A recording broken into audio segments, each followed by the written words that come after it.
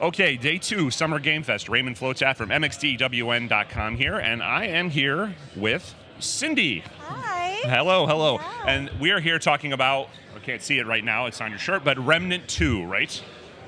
Woo. Here we go, Remnant 2, excellent. Yes. So we just had some time to mess around in the game, kill things, kill deer.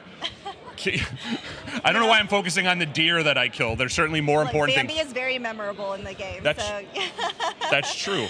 And so we were talking a bit about how this has gone from the story of the first game and effectively the humanity's attempt to survive against, how you called it, the root, yes?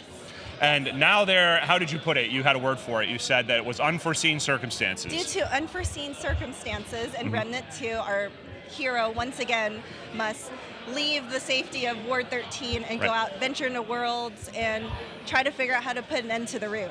So, now, you said also that it was a bit bigger. You couldn't say specifically, but it's larger than the first game, right? Yes, absolutely. Yeah.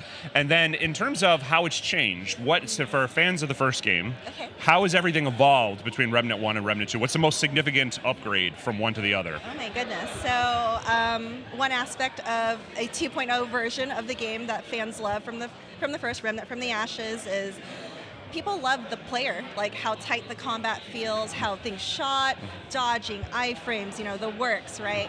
So we asked ourselves, just from the player package standpoint, let's not muddle up the formula, let's ask ourselves what makes this better. So did some small tightening of things. We've introduced more traversal. So before in the first game, now you can start this game and basically you can jump, you can climb ladders. You couldn't do that in the first game, right? So that was like very Doom 1 kind of level. You couldn't jump or climb. Yeah. But now we've allowed ourselves to introduce that to the player and what that translates to. So I am a principal level designer on the game, so I work on levels and quests. So what that means for myself and my team is that we're pushing the world, like verticality, exploration, Before in Remnant from the Ashes, things were fairly flat. You were just going from point A to point B.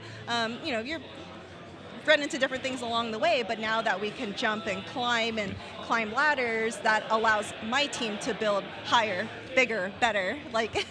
So if you were to rewind the clock 25 years, maybe 20 years. I'm dating myself a little bit. I'm not that old. I'm not young, but I'm not that old. 20 years ago, I said to myself, man, I would love to be a level designer in games. And that sure as hell wasn't what my real path was in life, right? But there was a moment where I thought to myself, what you do is what I wanted to do. And so here's that. I don't get to speak to level designers often. Usually it's game directors or lead programmers or lead writers. So in your case, when you're doing, how do you make something, so this is the bread and butter of a game, right? Challenging enough that it's fun and it's engaging, but not so challenging that it's like daunting. How do you strike that balance when you're trying to assemble level by level? Yeah, okay, well that's a big question. We operate in big questions at mxdwn, yes. Yeah. Well, I think, speaking from my experience as a level designer, the most important job is you are curating the experience. Yes. You are the conductor of the orchestra. So you've got folks who are on the art team who have a vision of, for example, in our demo today, we're playing through Yeisha, the forest. So, from those who remember the first game in Remnant from the Ashes, Yeisha is making a comeback. So, beautiful, luscious forest. The artists have a vision, a concept of what that looks like, right? But, on piece of paper, that looks great in 2D, but my job is how do you translate that into playable space? Right. So, I've got to take what they're making and coordinate with the combat team, with creatures and bosses, and ask them, okay, what's the deal here? What kind of creatures do we have? Do we have flyers? Do we have shooters? Do we have predominantly close-range combat? And I'm trying to, take everyone's pizza order and make the perfect pizza for everybody, right? So no anchovies. No anchovies. No I'm anchovies. okay, I've got to make sure there's no anchovies on this pizza. But, as I was mentioning before, it's like you're conducting the orchestra. So everyone's got a part, and your job is to bring it all home, bring it all together, and take that from experience and translation and knowing the player's capabilities, what this team wants, what this team wants, and what this team wants, and make and iterate. And that's the important thing, is iteration. How do you find the barrier for the end user where it's not too hard for the end user? Like, how do you know, okay, that goes too far, we got to dial it back? Sure, yeah. And, that can be taken in a number of aspects. So speaking purely from level design, it's a lot of iterations. So say hey, I've got a creature who's very close combat, and that's what the combat team told me. And I'm like, okay, well, this is a shooter game, so the thing about a melee... It can still hear you good. You're good. Okay, yeah. So the thing about, melee creatures is they want to get in your face, get up close, but predominantly you're going to want to be at range and shoot stuff. Yep. But if I give you a small room, suddenly things feel a little cramped and claustrophobic and intimidating, right? So suddenly you versus melee character in a small room is very daunting compared to you and melee in a larger room. So, and then we tune from there. So that's just a very, very simple example, but just to give players a breadth of idea of like what we iterate on. Like, hey, that was too hard. I'll make the room a little bigger. Is that too easy? Let's shrink the room here. Let's put a pillar here. All of a sudden, you can line of sight behind someone who's shooting projectiles at you, or vice versa. Right. So we definitely do a lot of gray boxing and iteration just to tune and feel what feels good for everyone. So, and that's speaking from like a combative and level design perspective. So. Now, you're part of a group of level designers, I'm sure. It's not just you designing every level. Oh, no. my team and I, they've been kicking butt and doing awesome, so I'm very proud of the work we've done. Yeah. So how many, I'm not trying to reveal anything you're not ready to reveal about the game, Sure. but in terms of like how many levels did you personally have to like model out yourself? Let's just say a lot of the worlds you visit, I may have had in hand in some form or fashion, from worlds to boss arenas and the things that you might encounter. Okay, so fair I'm enough. a little bit everywhere. A little bit everywhere. Diplomatic enough answer. I respect that.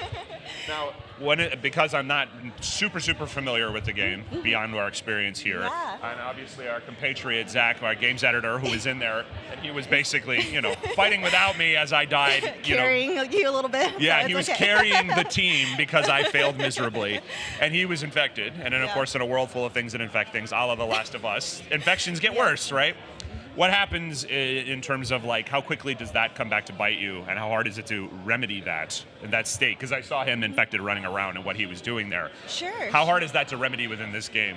Sure. Okay, just to kind of summarize the question a little bit and kind of rephrase it a little bit. Okay, good. No, you're totally fine. And just to give clarity of what's going on the screen. So you guys were fighting. Yeah.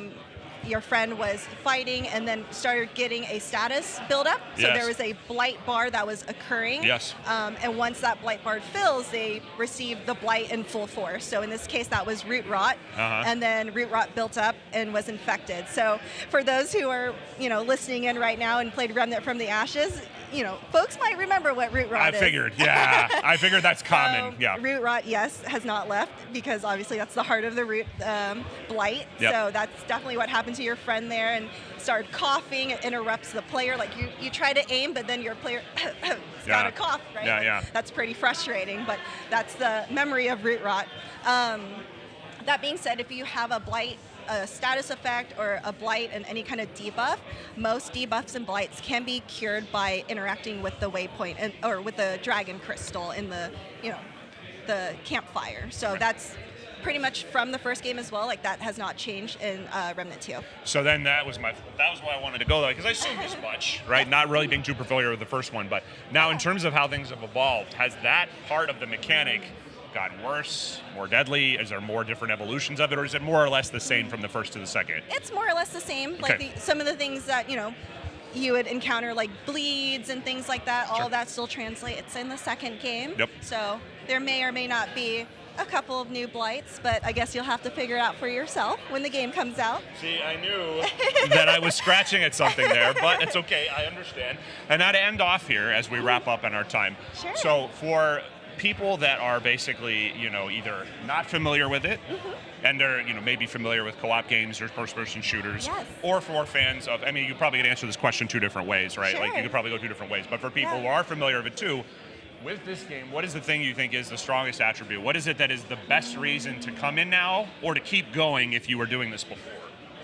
So just so I understand and clarify the question, you're asking what's the biggest takeaway or more like what's the biggest draw-in factor? Okay, what is it that is what is the reason people should jump into this if they haven't already? Yeah. So I think one of the biggest allures of Remnant 2 is the replayability factor, and no two journeys are gonna hardly ever be the same. So you pick up the game, you start playing, after you do the introduction, due to unforeseen circumstances, you were tossed in a world of luscious, beautiful forest. Yes. But then your friend plays and boots up and says, there's no forest here. There's not a single tree in sight. I have no idea what you're talking about, right? So that alone starts conversations and memories of, hey, what do you mean that happened? Did you get this boss?